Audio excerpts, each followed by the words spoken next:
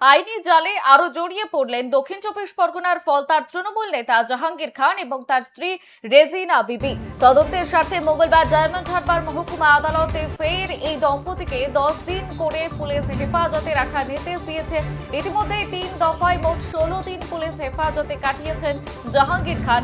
নতুন নির্দেশের পর তার মোট হেফাজতের মেয়াদ বেড়ে দাঁড়ালো 26 দিন। অন্যদিকে তার স্ত্রী এর আগে 5 দিন পুলিশ হেফাজতে ছিলেন। নতুন করে আরো 10 দিন মঞ্জুর হওয়ায় তার মোট জিজ্ঞাসাবাদের মেয়াদ হলো 15 দিন। মামলার সূত্র ধরে আরো তথ্য এবং নথি জোগাড় করতেই পুলিশ এই অতিরিক্ত হেফাজতের আবেদন জানিয়েছিল।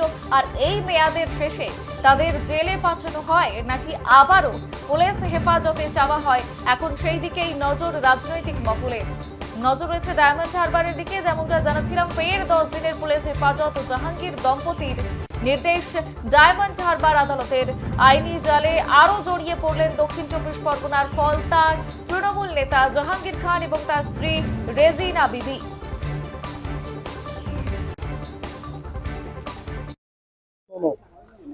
জাহাঙ্গীর খান এবং তার স্ত্রী রেজিনা বিবির আজ কদিন?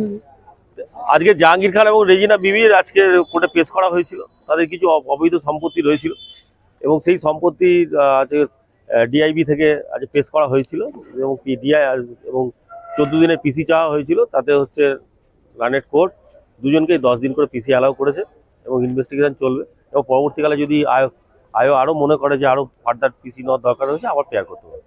এটা কি নতুন ভাবে হ্যাঁ, ফলতা 182 নম্বর কেসে আজকের এই তদন্ত স্বার্থে ডিআইবি আজকে তদন্ত নিল এবং প্রায় আজকের 60টার উপরে দলিল পেশ হয়েছিল এবং কিছু জায়গা বেচেছে, আবার কিছু জায়গা কেনা হয়েছে। এইরকম আরও তদন্ত, আরও কিছু জায়গা সম্পত্তি নিয়ে তদন্ত করছেন, যেটা আয়ো রিপোর্টে সাবমিট করেছে। তদন্ত চলছে, পরবর্তীকালে আরও সম্পত্তির হদিশ পাওয়া যাবে আশা করা যায় এবং